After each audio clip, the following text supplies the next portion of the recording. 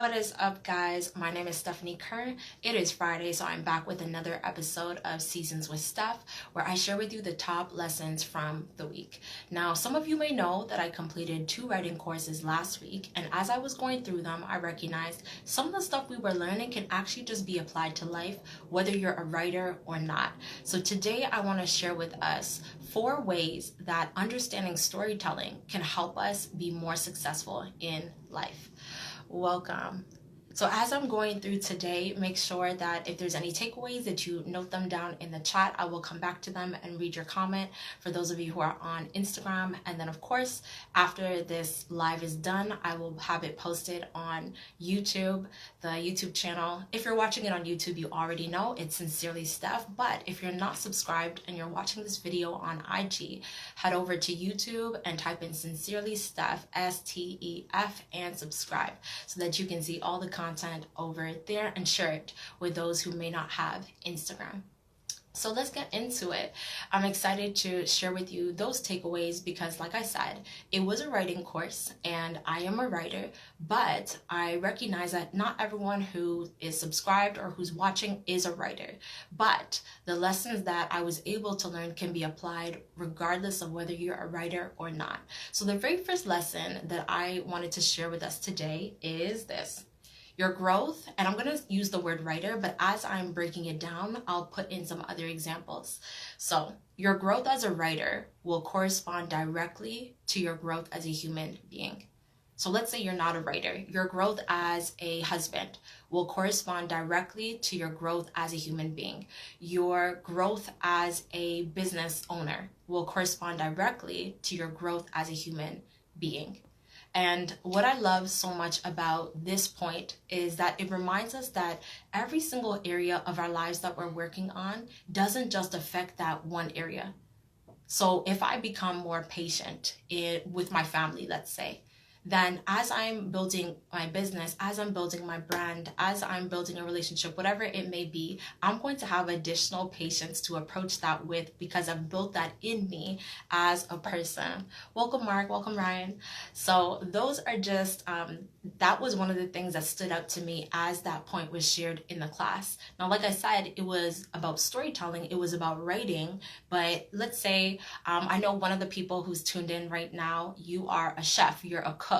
So your growth as a cook, as a chef, corresponds directly to your growth as a human being. So if you become more creative as a person in general, what happens when you come into the kitchen? Now all of a sudden your dishes are more flavorful, hopefully, once you apply that creativity that you've been building in another area. So that was lesson number 1.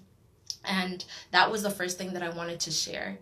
Number 2, what makes your story unique is you. So again, this was taken from a writing course. So let's just use that example for now. Let's say in the writing course, the teacher gives the very same story outline to 2 different students. Absolutely. Yeah, so let's just say that teacher decides to give the very same story outline to 2 different students. And let's just make it a little bit interesting. The 2 students are the same age. They might be in the same stage of life. They grew up in the same neighborhood. They had similar backgrounds, similar childhoods, and the teacher gives them both the same story outline to develop. So the story outline includes a hook, it includes the characters, it includes the climax, the epiphany, the ending, all of that is the same. When those 2 students hand back the story, it's not going to be the same. You know why? What makes your story unique is you.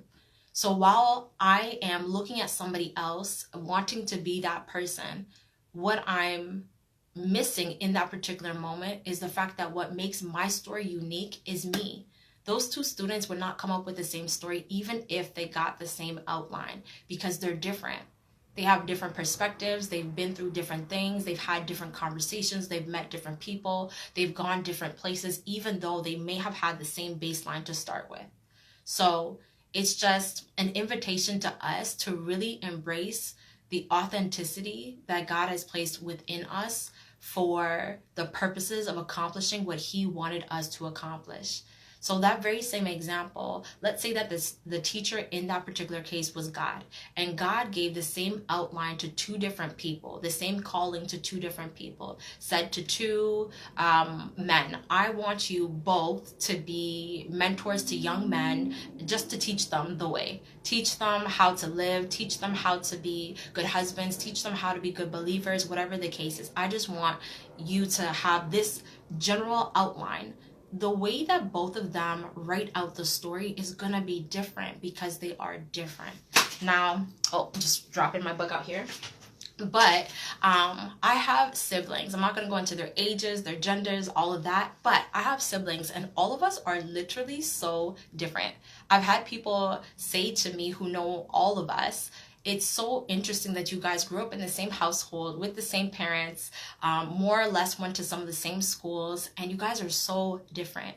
And I agree. We really, really are. There are some similarities. Sometimes there's like little things that we might say or expressions that we make that are similar. But again, God made me different than how he made my siblings. Why? He has a different desire for my life that has to be brought out by the intricate way that he made me. And the same thing is true for you.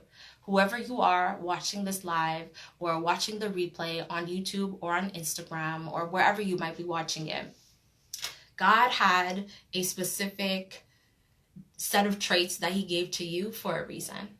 You're not supposed to be quiet. You're not supposed to be loud.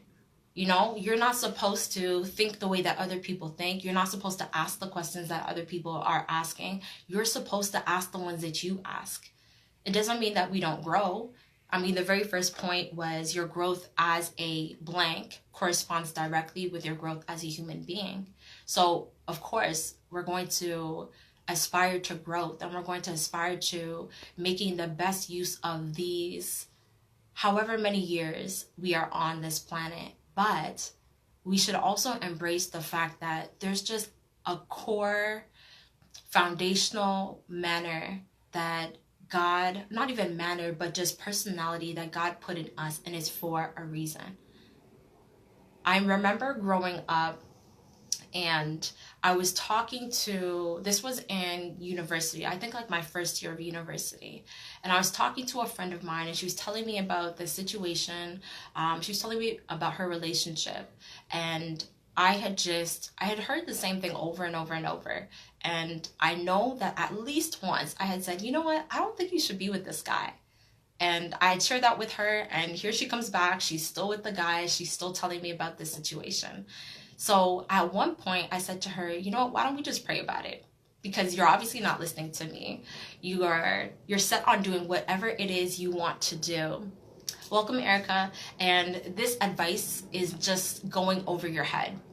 So I recommended, I'm just like, you know what? Why don't we just pray about it? Instead of having my opinion on the subject matter, why don't we get God's opinion on it? And she responded to me. She's like, why do you pray so much? And I remember that moment like it was yesterday, although it was years ago at this point, because it almost felt like she was questioning why I am the way I am. And in essence, she really was. She was questioning, why do you respond with prayer all the time? And I look at it now in this particular just phase of my life, and I'm so grateful that I did not decide to change who I was because it didn't make sense to her. Because I recognize that the life that I've been called to live, I can't do without prayer. I absolutely need to rely on prayer, and I pray all the time. So there was a reason that even at that very tender age in terms of my walk with God, my walk with Christ, that I was praying as much as I did. And you can ask, in fact, I won't even say that you can ask anybody around me, but what I will say was it was necessary for me to be building that foundation that now I am walking on. So don't ever look at the way that God has made you and think that it was incorrect, or think that you should have been given a more outgoing personality or a more introverted personality or a more serious personality or whatever it is, or more laid back. Again, growth is necessary. I know for myself, the things that I'm working on, the things that I need to maybe not change, but be willing to put down at certain moments so that I can be something that's a little bit more nuanced and a little bit more helpful for the situation. So that's number 2. Number 3, lesson that I was able to pull from the storytelling course that I wrote or that I took. Number 3, without obstacles, it would be too easy for the main character, you, to solve their problems and reach their goals. So without obstacles, it would be too easy for the main character, you, to solve their problems and reach their goals. So just imagine, I'm not a big like movie person or even television person, but just imagine, think about your favorite Netflix series. Welcome, Brian. Think about your favorite Netflix series or maybe your favorite movie or something like that. I'm sure as you think about just the story and the main character, that there was something that main character had to overcome. And part of them overcoming that is what makes the story so good. So let's say you completely took out that obstacle, you completely took out the antagonist, who is often the person who goes against the main character and has an opposing goal or focus. So let's say you took that completely out of the story. What would you have? And let's say the ending was exactly the same. It would be a pretty boring series to watch or a pretty boring movie to take in, because there would be no obstacle, there would be no challenge, there would be no reason for the character to grow, there'd be no reason for them to come to an epiphany, to a moment of realization, because there was nothing that opposed them, there was nothing that stood in their way. And as I was reading through that particular section of the course, welcome, I said to myself, you know what, that's so interesting. And it's true that as we're going through life, if there was no obstacles, if there was no problems, that would actually be a really boring existence. And I know that the problems that we sometimes face are extremely challenging. They can be heartbreaking, whatever the case is. But as with storytelling, so with life, what makes a good story is the fact that the character faces an opposition, faces a challenge, an obstacle, and is able to overcome. And then we look at how the character overcomes. We look at how we overcame. We look at all of that. And that's what's able to give us like just the satisfaction of, at the end, when you're watching that movie, when you're watching that series on television, Netflix, whatever it may be, what gives you that satisfaction is knowing the person didn't give up. They didn't just be like, oh, you know what, life's too hard, I'm just gonna sit right here, like don't come looking for me, I'm just gonna be over here in my corner and just kind of lie down and decide to not fight back. What makes the stories good and inviting and exciting is the fact that they faced that obstacle, they chose not to back down from the obstacle, they chose to figure out, how do I get around this obstacle? This mountain's in front of me, but how do I get to the other side of this mountain? That's what makes the story good. So again, as I was reading it in the course, I said to myself, yeah, this really is teaching me a lot about life. So Brian said, yes, tests form our testimony or our story, right? So if we don't have any tests, then there will be no testimony. If there's no obstacle, the story is bland. And what's the word I'm looking for? So let's just say something was extremely easy for you to get. You wanted something and you prayed about it. The next day was on your doorstep. You didn't have to work for it. You didn't have to become a different person for it. You didn't have to do anything to get it. Then when it's in front of you, you probably won't even appreciate it because you didn't have to do anything for it. You didn't have to become anything to get it, right? So as I was learning about storytelling, this particular point was able to speak to me about life. Stephanie, you're going through ups and downs, you're going through challenges. You're not the only one. Literally, everyone is the main character in their own story, and they are going through challenges as well. But just know that those challenges are what are creating in you an appreciation for the end result, for the reward when it's actually in front of you, for the person that you actually had to become, for the way that you had to start thinking.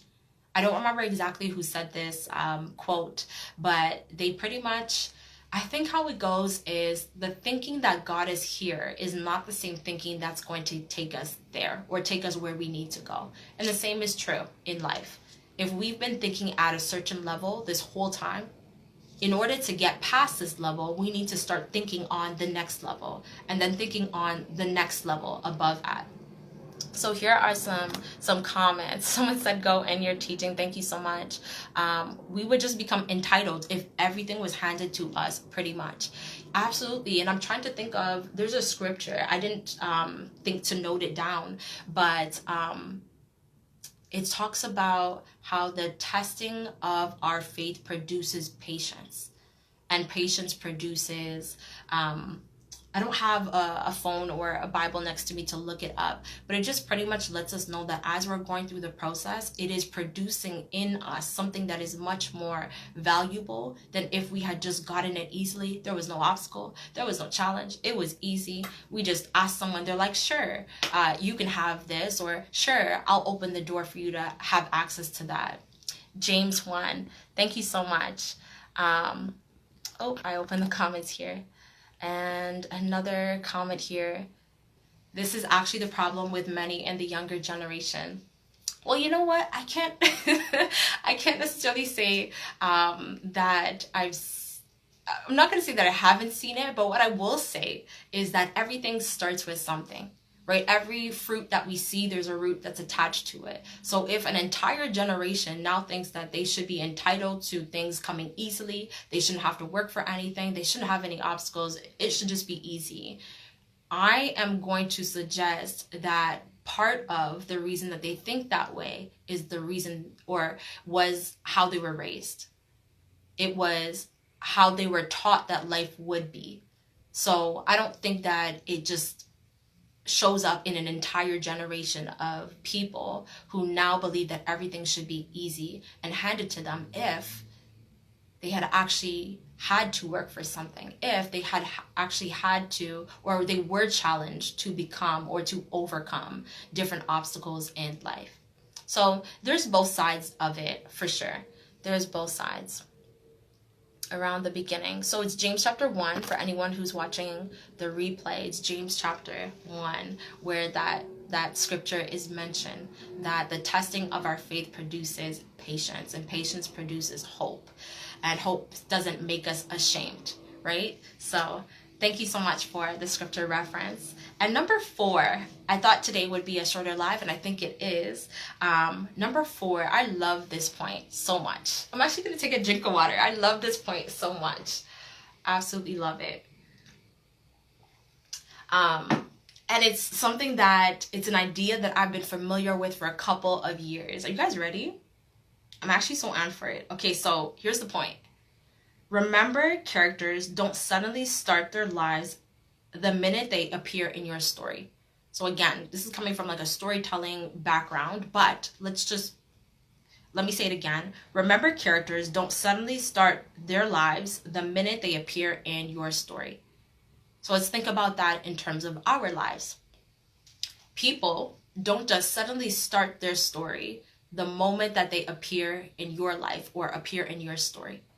Now, it's an idea that I was familiar with or was presented with a couple years ago. I want to say about 4 years ago. Matthew Stevenson said, every single person that you meet, you are meeting them in the middle of a several generational storyline that is unfolding. So let's say I go out today and I'm just standing in line and someone comes up to me. They're like, hey, you're really beautiful. Can I get your number? Blah, blah, blah. We start talking. Let's say this person is 37. For the whole 37 years that they have been living, that I didn't know them, their story was unfolding. So there's already a story there. And now let's also factor in the fact that they have parents. And before they were born, their parents were living. And before their parents were born, their grandparents were living. And so on and so forth. So every single generation, their decisions is impacting the next generation and how they experience life.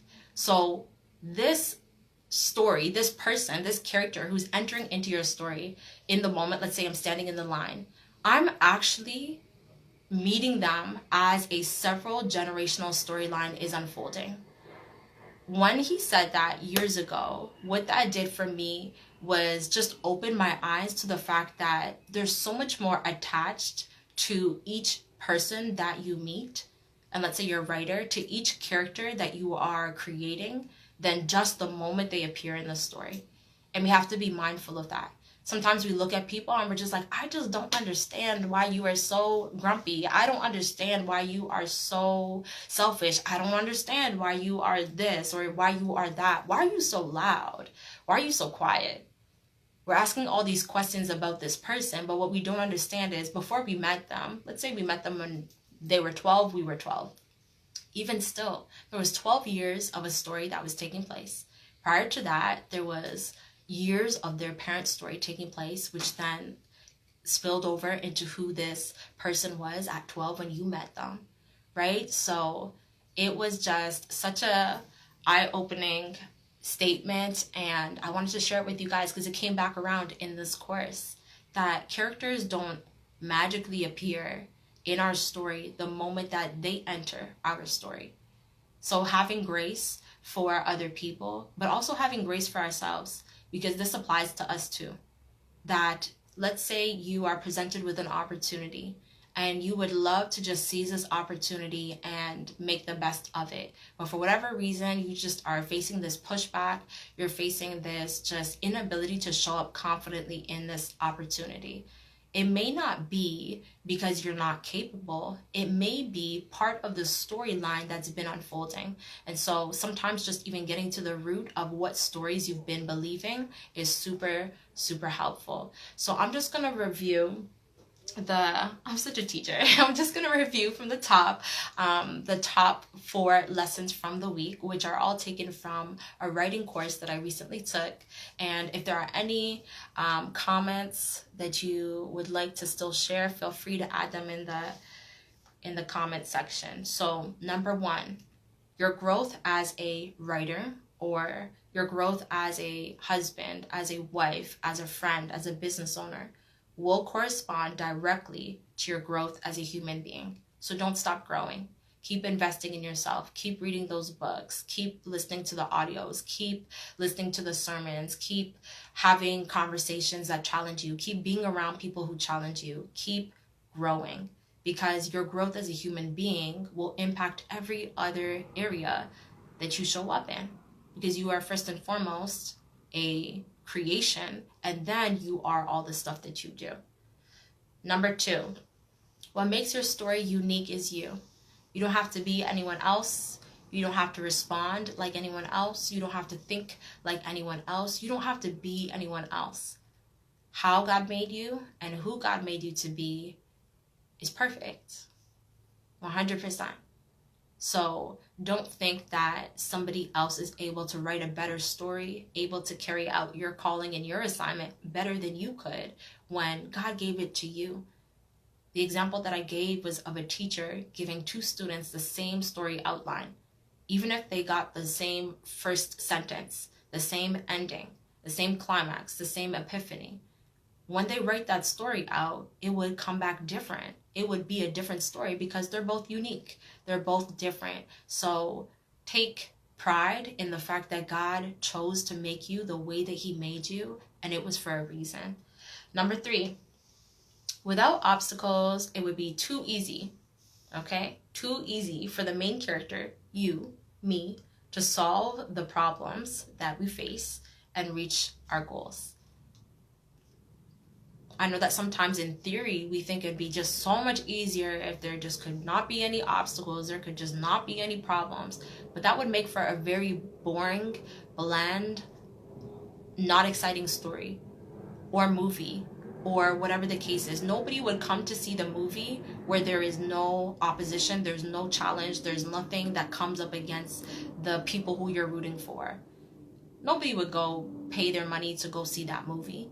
There's nothing to watch. It's just, okay, main character, they breeze through life, they get to the end, and what exactly did I watch? Nothing. You didn't watch anything. There was no tension, there was no excitement, there was no story really that was there. And the same thing is true in our lives. We actually need those obstacles to be able to rise above them, and to be able to show ourselves, show other people, show God that we are dependent on Him enough to overcome those obstacles. And finally, number 4, characters don't suddenly start their lives the minute they appear in your story. Whoever it may be, whatever the encounter is, they don't suddenly start their lives the minute they appear in your story. They've been living before they met you. You were living before you met them. There's always a history, there's always a story, and that explains much of what we encounter when we do meet them. So having grace, having that understanding, having that awareness that there is a several generational storyline that's unfolding is critical to approaching with curiosity as opposed to condemnation, approaching with flexibility as opposed to rigidity, right? And that will help us to just do life much more successfully. So I hope that these 4 lessons that I was able to pull from my writing course were able to help you guys, whether you are writers or not. This was another episode of Seasons with Stef. My name is Stephanie Kerr, and thank you so much for having tuned in live if you were here for the live replay or for having watched the replay afterwards. Have an amazing Friday, and I hope to speak with you guys next week.